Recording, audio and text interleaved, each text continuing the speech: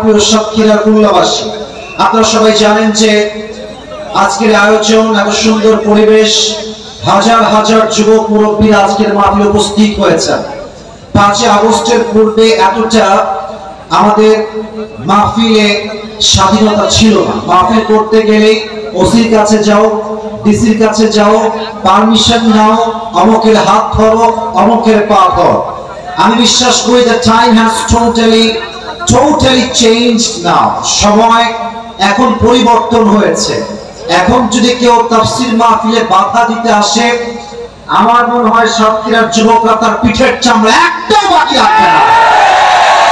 2 নম্বর কথা, আমাদের বাংলাদেশের যিনি প্রধান উপদেষ্টা ডক্টর ইউনূস সাহেব, আমরা একটা কথা জাস্ট ক্রিস্টাল ক্লিয়ার বলছি। আমি জানি এখানে বিএনপির লোক আছেন, আমি জানি এখানে জামাত ইসলামের লোক আছেন, আমি জানি এখানে কওমিয়ার লোক আছেন, আমি জানি এখানে আলিয়ার ভাইরা আছেন, আমি জানি এখানে স্কুলের ছাত্র ভাইরা আছেন, জেনারেল ছাত্র ভাইরা আছেন।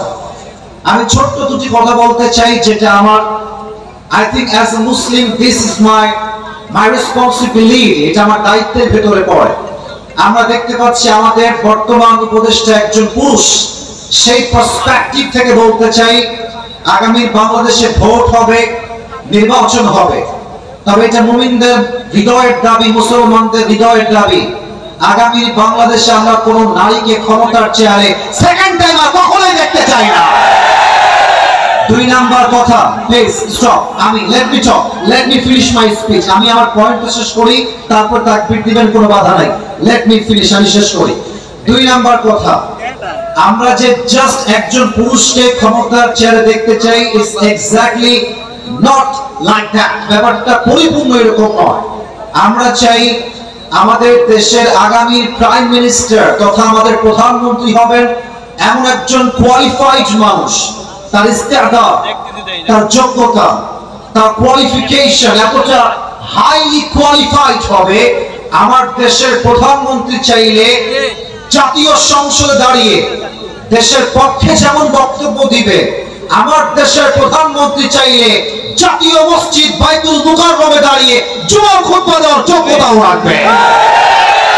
এবং আমার এটা একটা পার্সোনাল বিলিভ, আমার এটা আন্তরিকতার বিশ্বাস, যদি আগামী বাংলাদেশের প্রধানমন্ত্রী হয়, জাতীয় মসজিদ বাইতুল মুকাররমে জুমার খুতবা দিবে এমন যোগ্যতা সম্পন্ন ব্যক্তি, এই বাংলার জমিন থেকে ধর্ষণ বন্ধ হয়ে যাবে, খুন বন্ধ হয়ে যাবে, জেনা বন্ধ হয়ে যাবে, ডাকাতি বন্ধ হয়ে যাবে, চুরি বন্ধ হয়ে যাবে, দুর্নীতিবাজ বাংলাদেশ ছাড়তে বাধ্য হবে। এরকম নেতা আমরা সবাই চাই কি চাই না?